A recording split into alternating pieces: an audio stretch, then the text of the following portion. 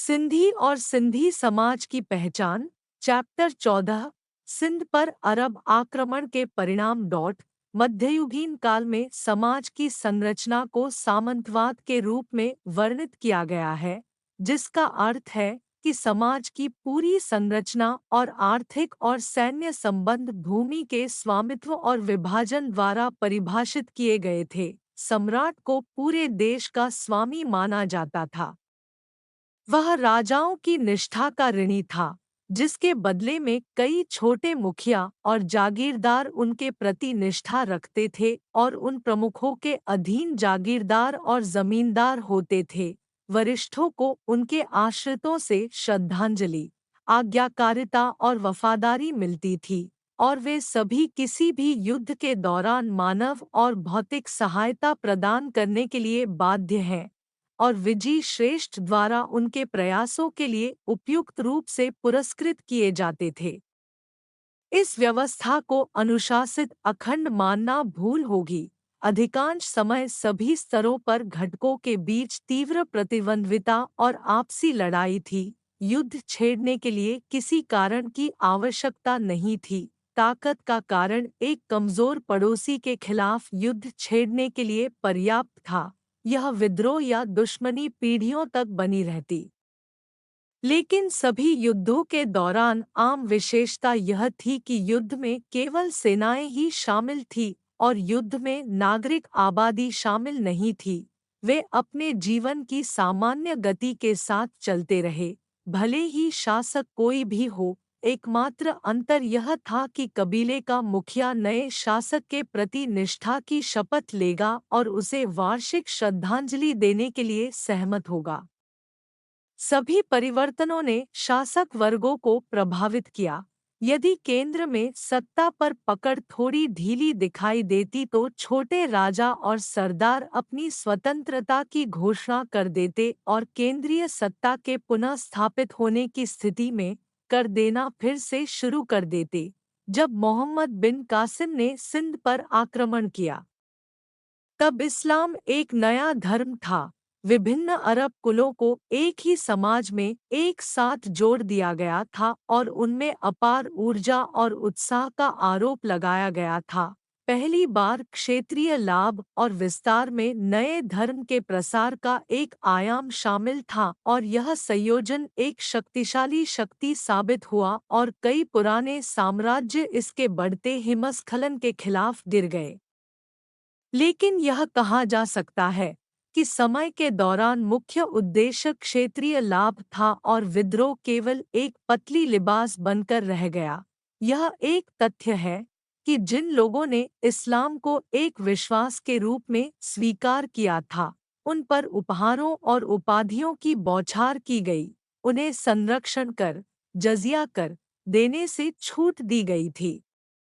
जो लोग अपने पारंपरिक धर्म का पालन करते थे, उन्हें इस शर्त के साथ ऐसा करने की इजाज़त थी कि वे संरक्षण कर के अधीन होंगे।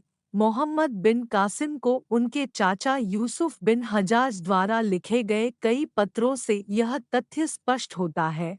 जब ब्राह्मणाबाद के लोगों ने मोहम्मद बिन कासिम से अनुरोध किया कि उन्हें अपने मूल विश्वास को जारी रखने की अनुमति दी जानी चाहिए, तो यह प्रश्न किसके द्वारा किया गया था? उसे यूसुफ बिन हज्जाज को भेजा और उसे उत्तर के रूप में यह मिला, मुझे अपने चचेरे भाई मोहम्मद बिन कासिम से एक पत्र मिला है और मैंने सामग्री को नोट कर लिया है।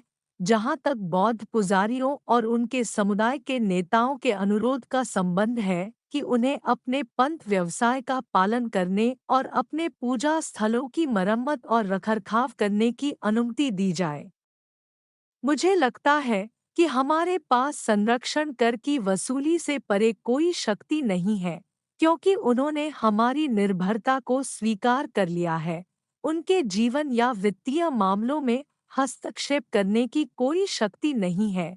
उन्हें अपनी आस्था के अनुसार खुले तौर पर पूजा करने के लिए पूरी तरह से स्वतंत्र छोड़ देना चाहिए।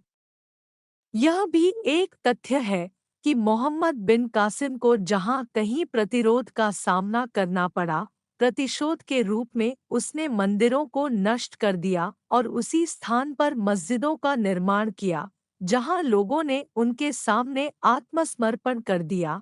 उन्होंने उनके साथ अच्छा व्यवहार किया। इसमें भी उन्होंने यूसुफ बिन हज्जाज के निर्देशों का पालन किया, जिन्होंने उन्हें अनुदानों में उदार होने के लिए लगातार याद दिलाया। एक पत्र में उन्होंने उन्हें इस प्रकार निर्देश दिया, आपको निरंकोट के लोगों के साथ दया का व्यवहार करना चाहिए और उनकी भलाई के लिए सभी प्रयास करने चाहिए। जो प्रतिष्ठित या विद्वान व्यक्ति आपके पास आते हैं, उनका उनकी स्थिति के अनुसार स्वागत किया जाना चाहिए और उपहार और उपयुक्त उपाधियों से सम्मानित किया जाना चाहिए। सेविस्तान की विजय के समय उन्होंने लिखा, आपको सिंध के लोगों और भूमि अनुदान जागीर मांगने वालों को उपहार देना चाहिए। उन्हें निराश न करें और उन्हें अपनी सुरक्षा का वादा करें। उसी परंपरा को ध्यान में रखते हुए उन्होंने निचले रैंक के राजाओं की स्थिति को बहाल किया और ब्राह्मणों को भी उच्च पदों पर नियुक्त किया गया।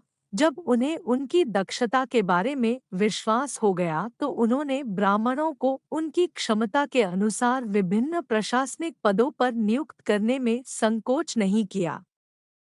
वित्त उनके हाथ में ही रहना था।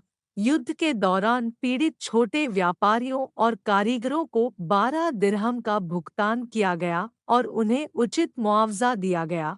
उस समय भी हिंदू और मुस्लिम एक दूसरे के साथ मिलजुल कर रहने लगे थे। विशेषज्ञों के अनुसार सिंध में 700 वर्षों तक बौद्ध धर्म और हिंदू धर्म बिना किसी घृणा या भेदभाव के सहअस्तित्व में रहे और सहिष्णुता की भावना को आत्मसात किया। इस्लाम के आगमन के साथ यही रवैया जारी रहा, लेकिन अब 2 के बजाय 3 धर्म सहअस्तित्व में आ सकते हैं। बिना किसी घृणा के अरब के साथ सिंध के प्राचीन संबंध अरब और सिंध के बीच संबंध प्राचीन काल से मौजूद थे, लेकिन वे संबंध व्यापारिक थे न कि राजनीतिक। लेकिन मोहम्मद बिन कासिम के आगमन और उसकी सफलता के साथ इस रिश्ते ने राजनीतिक आयाम हासिल कर लिया। यह इस्लाम के उद्भव का प्रारंभिक काल था। छोटी जनजातियां और कबीले एक राष्ट्र या राष्ट्रों के एक एकीकृत समुदाय में परिवर्तित होने के प्रारंभिक विकासवादी चरण में थे, जिन्होंने सैन्य शक्ति की सहायता से एक विशाल साम्राज्य बनाया और अपने लिए नायाब धन एकत्र किया। संपन्नता के बाद पद प्राप्त करने की लालसा आती है। उसके लिए यह आवश्यक हो गया कि वे देश विदेश के प्रसिद्ध विद्वानों और कलाकारों को लाकर उन्हें अपनी राजधानी में प्रतिष्ठा दिलाने के लिए बसा लें। मोहम्मद बिन कासिम के आगमन के साथ ज्ञान और कला के क्षेत्र में सिंध और अरबों के बीच संपर्क को गति मिली। अनेक सिंधी विद्वानों ने अरब खलीफाओं के दरबार में स्थान पाया और वहां अपना नाम किया। उन्होंने अरबी नाम धारण किए, लेकिन अल्मा समकानी ने उन्हें अल हिंदी यानी भारत से संदर्भित किया है। उनमें से एक अबू बाशा सिंधी इस्लामिक न्यायशास्त्र हदीस के एक प्रसिद्ध विद्वान साबित हुए। इमामा औराजी बिन अब्दुल रहमान सिंध के एक गुलाम इस्लाम के फ़क़ा पंथ के नेता हैं। सीरिया और इंडुलस आधुनिक दिन स्पेन में उनके कई अनुयायी थे। अबू अत्ता सिंधी ने कादिर अल कलाम की उपाधि प्राप्त की। कवि अबू फलाह मंसूरी भी सिंध के एक गुलाम थे, जिन्होंने अमर गीत देश का गीत बनाया है। सिंध से कई संस्कृत विद्वानों को बुलाया गया था और उस समय कई महत्वपूर्ण संस्कृत पुस्तकों का अरबी में अनुवाद किया गया था। अनुवादित पुस्तकों के विषय चिकित्सा, खगोल विज्ञान, ज्योतिष, दर्शन, नैतिकता, संगीत और गणित के रूप में विविध हैं। याकूफी मातूफी नाम के एक इतिहासकार ने अपनी पुस्तक में लिखा है, सिंध के लोग बुद्धिमान और विचारक हैं। अपनी शिक्षा के कारण वे गोरी चमड़ी वाले लोगों से बेहतर हैं। तर्क की किताब उनकी बुद्धिमत्ता की गवाही है। जिन सिंधी विद्वानों ने संस्कृत ग्रंथों का अरबी में अनुवाद किया, उनमें से कुछ के नाम बहल मक्का, कल्प राय, इब्न दान, बकर राजा आदि हैं। हो सकता है कि अरबी उच्चारण में अंतर होने के कारण नामों को ठीक से अंकित न किया गया हो। जब हैरोन अल राशिद बीमार पड़ गए तो मखाना को उनके इलाज के लिए विशेष रूप से उनके दरबार में बुलाया गया और उनके प्रयासों के कारण उनकी जान बचाई जा सकी। पूरे विश्व में पवित्र कुरान का पहला अनुवाद सिंधी भाषा में किया गया था। मोहम्मद बिन कासिम द्वारा सिंध पर आक्रमण के राजनीतिक परिणामों के बावजूद यह निश्चित रूप से कहा जा सकता है कि अरबों के साथ सिंध के सांस्कृतिक संबंध गहरे हुए और वे इस संबंध में सिंध के ऋणी हैं। शेष अगले चैप्टर में। धन्यवाद।